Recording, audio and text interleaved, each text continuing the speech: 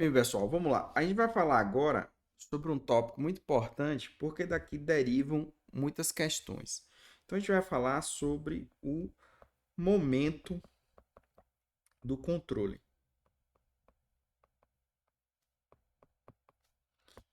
Vamos lá. Primeira coisa que a gente tem que pensar aqui é fazer uma grande divisão.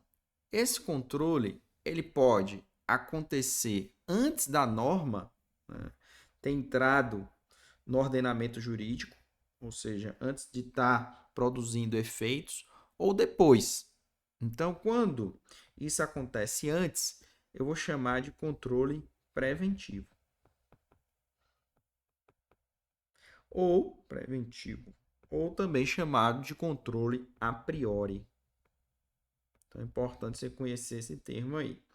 E vou colocar aqui B, né, o nosso controle aqui repressivo.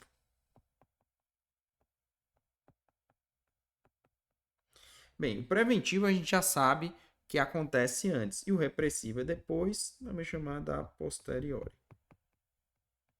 Então esse é o primeiro nível de questão que você pode ter na prova.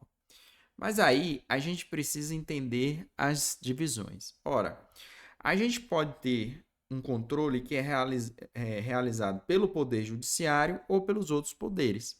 A gente já viu que essa classificação, eu vou dizer que esse controle é um controle político, né, ou judicial. Então, quando eu tenho um controle político, ele vai acontecer pelos outros poderes que não é o é, poder, poder judiciário. Então, aqui eu posso ter o poder executivo, tá? E aqui eu também posso ter o poder legislativo. E aí, para a prova, você tem que saber quais são os exemplos de controle preventivo, né? Controle preventivo político realizado pelo executivo. Qual é o exemplo? É o veto. Agora, se eu tenho um controle preventivo político feito pelo legislativo, isso vai acontecer aonde? Na Comissão de Constituição e Justiça, na CCJ. Então, esse é o primeiro ponto que você tem que guardar. Agora, quando a gente vai falar aqui do judicial, a gente vai ter mais alguns detalhes. Por quê? Aqui vai ocorrer, se é judicial, é porque vai ter uma ação judicial. Então, a primeira pergunta é: qual é a ação judicial aqui? A ação judicial será o mandado de segurança. E aí ele vai acontecer em duas situações. Uma situação vai envolver, né, o projeto de lei, né, porque a lei ainda não está pronta, ou uma PEC, tá? Quando você tem aí o projeto de lei, eu vou poder levar em consideração o aspecto formal e somente esse na análise. Já a PEC não. A PEC poderá, né, você analisar o aspecto formal e material. E que mandado de segurança é esse? É um mandado de segurança impetrado por parlamentar. Então, a gente precisa fazer uma ligação que esse mandado de segurança aqui, né, é por parlamentar.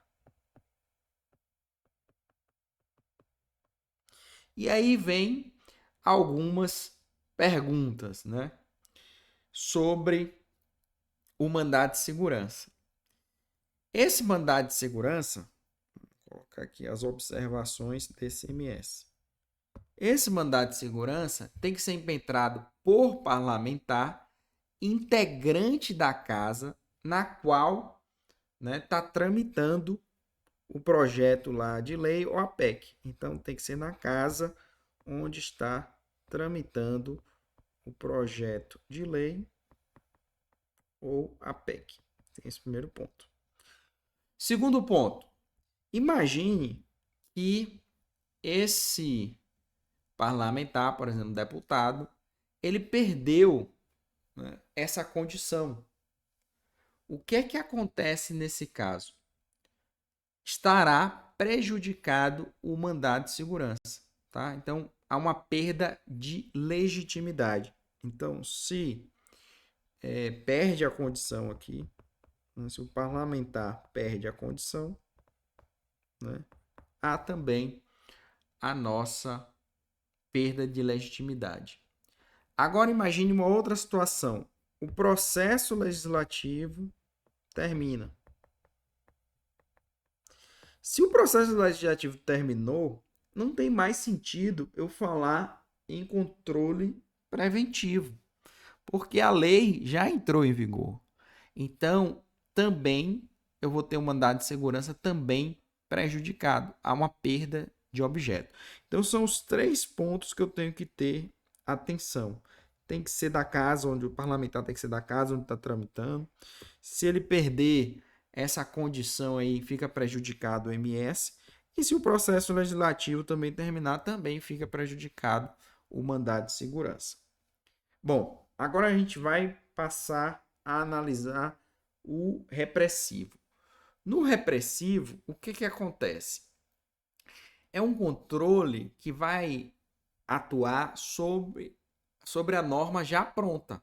A norma já está valendo, tá? E aí, um bom exemplo que você tem que prestar atenção é a medida provisória. Então, a medida provisória, ela já começa a valer, né? Desde o momento que ela nasceu lá, ela vai valer. Ela pode ser referendada ou não ali pelo Congresso, mas a medida provisória já é um caso de controle repressivo. Então você também tem que ter já isso em mente. Da mesma forma, o que é que acontece? Eu vou ter um controle político, ou seja, que vai ser feito não pelo Poder Judiciário, e um controle aqui também judicial. Esse controle judicial é, digamos assim, o que a gente está mais acostumado, mais comum, né? Então, esse aqui vai ser executado aqui por juízes, né? E tribunais. E ele é feito aqui depois que a norma já está vigendo, né? Não vai ser, já está vigente, não vai ser no projeto da norma. O político, a gente sabe que não é órgão, não é o Poder Judiciário. Então, ou vai ser o Executivo, ou vai ser o Legislativo. Então, veja que existe uma estrutura similar ao que a gente viu no político, para você não confundir. Então, no caso aqui do Executivo, a gente vai ter uma situação que o chefe do Executivo, né, ele pode deixar de aplicar, né, ele não aplica, uma lei que ele considera inconstitucional. Uma lei que ele considera inconstitucional. Então veja que a lei já existe e o chefe decide não aplicar, o chefe do executivo. Então isso é um controle que aconteceu depois da norma, né? Já está valendo, repressivo, político, que foi um órgão diferente do Poder Judiciário, feito aqui nesse caso pelo Executivo. Agora vem o Legislativo. Na Constituição vai estar previsto o seguinte, que o Congresso Nacional pode sustar, né, os atos normativos do Poder Executivo, os atos normativos do Poder Executivo, que aí vem a palavrinha-chave, né? Aí vem aqui a palavra-chave, vou colocar em maiúsculo. Exorbitem. Que exorbitem de quê? Do poder regulamentar ou dos limites da delegação legislativa. Então, essa é a situação onde eu vou ter um controle repressivo político feito pelo legislativo. E como é que ocorre esse controle aqui de maneira específica? Esse controle ele vai ocorrer por meio de decreto legislativo. Então, um decreto legislativo do Congresso Nacional, né, ele vai sustar uma lei delegada ou um decreto presidencial. Então, é feito por decreto legislativo do Congresso Nacional. Com isso, a gente fecha o momento do controle, né? Então, você tem que entender esses detalhes, esses exemplos, muito provavelmente haverá uma questão na sua prova dessa aula aqui.